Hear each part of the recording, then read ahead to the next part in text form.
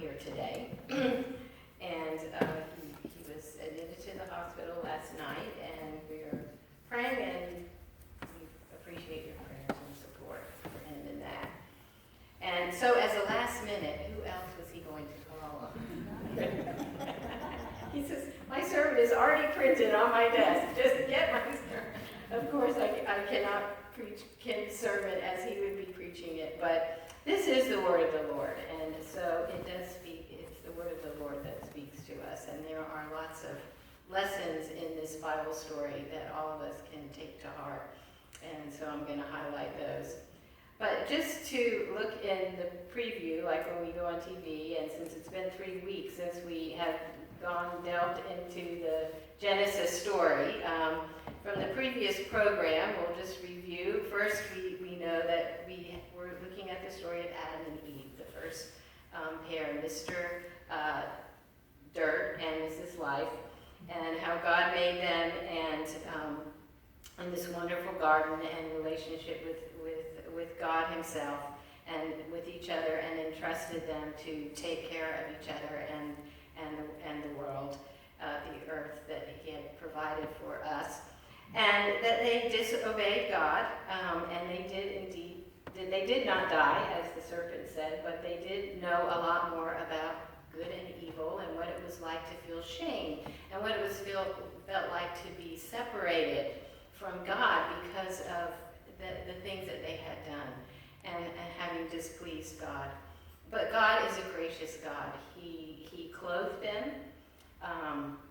There were things that were going to be different about their life after that, as we know, that the hierarchical system between the man and the woman was going to be part of their life now, and they were going to have to work by the sweat of their brow, and they also, the women were going to have pain in childbirth, and we've been working very hard to get over the curse. This was all part of the curse, the bad things. We now have air conditioning. We have epidurals, and we also have the Me Too movement now. We've had many movements before that, but we have tried, and we are struggling, and we are moving towards trying to undo what had begun, and what that ancient story had told us had begun with Adam and Eve. But our life is good, and God blessed them and gave them children. And I thought about the song today, the skies of blue, the babies cry, the love, the life, the family. God is with us. But they, as children, as young, the new humankind had to learn, as we are also learning. And so this story today is about, as Udi mentioned, it's about siblings, brothers and sisters. And our brothers and sisters in our family are a great blessing to us. I'm sure we have all experienced that sibling rivalry, and for especially those with larger family, I don't know, small families too, but I know we, as one of four, we had a lot of, really good times, but we also had times even, where we fought and acted like children and made fun of each other and did all those things. And even as adults, we had times where we didn't understand each other, and we, maybe, didn't come to family gatherings or did things that, were hurtful, and it's hard. It's a struggle. It's a battle. It's part of, keeping in good relationship, and so we are still experiencing the Cain and Abel story, maybe not quite as pronounced because this, as Kim said, the title of this is Murder in the Cathedral. How many of you like murder mysteries? Anybody here? Yeah, I do too. P.D. James is my favorite murder mystery writer. And I like her because she's British. She's a woman. She writes about sort of ordinary people. And in her stories, she always begins with the horror of the death. You see the person, somebody finds the body, right? That's mostly how murder mystery starts, right? And just the effect that it has on the person that is in that position. And then from there, she has so many different characters, and her characters are just everyday people. They're not, out trying to save the world or extort funds from a big corporation, or, they're not wealthy people. They're just everyday people who have to deal with this. And I like her writing because everyone who is confronted by this death is changed. And I think that is what this story, this isn't science, this isn't trying to go back and make a science, how things happened and the world came to be. It's a story, this old piece of literature, and it tells us that when we have these things happen in our life and community, it changes us forever. It changes the trajectory of who we are and how we relate to each other in the world. This story always used to bother me as a young person, because it says that Cain and Abel both came to offer a sacrifice to God. Abel brought he was a pastoralist, his work, he was enjoying his work, he took care of the animals, and Cain was a farmer. And because we are, I think being human, at least in this story, we know that being human is being, having a sense of spirituality, of being connected to God. And so they came and they made a sacrifice, they made an offering, and Cain's offering was rejected. And it doesn't say why. We don't know why God rejected Cain's offering and God accepted Abel's offering. I know you've probably been exposed to other religions and other cultures. People make sacrifices and offerings in temples for different reasons. Sometimes we make offerings to God because we think God's going to give us something back. Even Christians do that. Send me $5 and God will bless you, 100 times more. Oh, I want to get more money. I'll send $5. So we think we're going to get something back. Sometimes people make offerings to appease an angry God. I mean, this was very common in Taiwan. If you come and you give money to the gods, you will appease them, and then they will not be angry. Those malevolent spirits will not come and bother you. It's a fear-based sacrifice. Or we just have to do it out of duty. We don't really want to do it. We just feel like we have to do it. So I don't know what God saw in Cain's heart, but God did not accept it. And it doesn't mean that God didn't accept Cain. God loved Cain, but maybe whatever he didn't accept it for, it says that Cain became angry, and he even looked mad. That look we get. And so we're tipped off that there's something psychological going on here, but God speaks to Cain and says, just to help him deal with the fact that, yes, your brother's offering was accepted, but yours was not. He says, but why do you look so angry and resentful? Because if you do the right thing, won't you be accepted? It's not that God rejected Cain. But if you don't do the right thing, sin, and this is the first time sin in the Bible is ever mentioned, will be waiting at the door, ready to strike. It will entice you, and you must rule over it. So this is that idea of, when those feelings, that anger, the bitterness, and that shuts down our relationship with God and with each other. And it's going to entice you, but you must rule over that.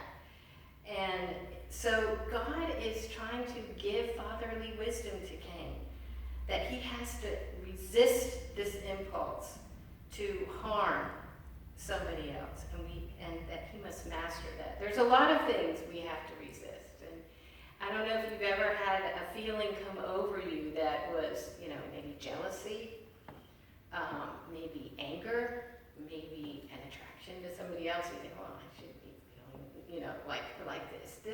These feelings come over you, and it's scary. If somebody has hurt you, I know something happened with my daughter, and somebody else was the cause of it, and I have never felt, I would go at night, sleep at night, dreaming of ways I could get back at them. Literally. It would go over and over in my mind what I wanted to do for them and how I could poison their life. Okay, I'm being just honest. And I thought, wow, this is scary. Where is this coming from? This is what God was telling Cain. Watch out. Watch out. Be careful. You can have, don't let that thing take over your life. Don't let it entice you. Don't let it lead you down that path that is going to not bring life to you and to your community. And so I think this is what this story wants to get across to us. And but Cain doesn't, take the hint. And this is a pretty, I was looking at the picture on the bulletin today, and that's what happened is Cain says to his brother, let's just go out in the field together, why don't we just go out? And while they were there, Cain attacked his brother Abel and killed him. So we have a tale of murder that occurred over what? Worship. Religion. And we know that in worship and religion, the act of devotion, it is really a backdrop to this killing. So God comes on the scene. Where is your brother, Cain? The first question was in Genesis, Adam, where are you? So are you hiding? Are you fearful? Do you feel exposed? Are you running away? Are we avoiding God? So where are we in relationship with God? That was the first question. Where are we in relationship with God? And God asks us, where are you? God is looking for us. God is seeking us. But God wants to know, where are we in our relationship with God? But now God is asking the question, where is your brother? Where is your sister? Where is your relationship, Julia, with Sarah? Where are we with each other in our relationship with each other? When I started working for the company I'm with now in Spira, and it's been a long time since I've worked for a corporate group, and we have to go through all these trainings and how to get along, and how not to, about harassment and cultural sensitivity and all this stuff. But they had this one training, and they call it their WOW training, meaning that they want to have workers be kind to each other. And one of the things that they told us that we were not allowed to do ever was to dump on each other. Now we're talking about people working in hospitals. We're caring for people. We're loving people. We're trying to make people well. And yet, we tend to be fighting with each other sometimes and not getting along. And that affects, of course, how we care for other people. And they showed us these videos of, people talking like they'd be sitting, in front of the blood pressure and say, did you see that Dr. So-and-so, and he did this, blah, blah, blah, blah, and the nurses would be talking about another, and the patients could hear it, for one thing, but, they just says, this is not allowed in this facility, in our facilities, in this facility. We do not do this. I thought, wow, this is like church, this is telling us that to bring life, to bring community, to be, the people that are going to be healing and doing things in the world, we have to get along. And there's some behaviors that are just not helpful. They're not kind. Now, you still may feel it in your heart, I think about that. But, maybe we need to take a break and not be like Cain and just act on our feelings of what's going on inside of us. I think we see it in the social media. I was reading about some study they were doing about Facebook, and they said that they noticed that when somebody posted something negative, and that they would have the things that followed would be negative, where somebody posted something kind, they noticed that there was more kindness and niceness and things that followed. So, I think that kindness is contagious, anger is contagious. It's God is asking us to choose to love each other and to be aware that we are humans, that sin is waiting at the door, but that God is with us. That God is with us. And God does not want us to go down that road. God does not want us to be envious, to be hostile, to have road rage, to, all these things that build up, and that separate us from each other. Love God, love your neighbor. Be in relationship with God, and then be in relationship with your neighbor. A sin against our neighbor is a sin against God. A violation against neighbor is a sin against a family member, a brother, a sister, abuse, neglect. That all reflects our attitude towards God. John, the elder, said, "Those who say, 'I love God,' and hates their brothers and sisters are liars. After all, those who don't love their brothers and sisters can hardly love God.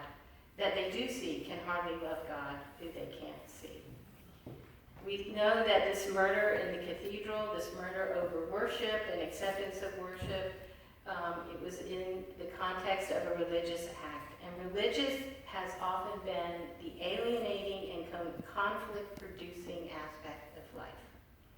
Think of all the wars and hostilities in the name of religion. The Crusades, the Catholics against Protestants, Martin Luther, Inquisitions, torture chambers, Northern Ireland, Islam versus the Hindus, and then we got Pakistan and the war in Kosovo between Christians and Islam, the Salem witch trials.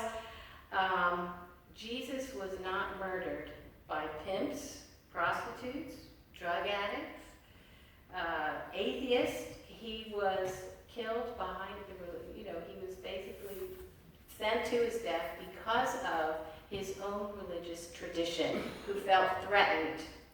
And isn't that really, really what the murder and the distrust is about? It's what we want. It's our envy, our jealousy, our want for power, our want for money.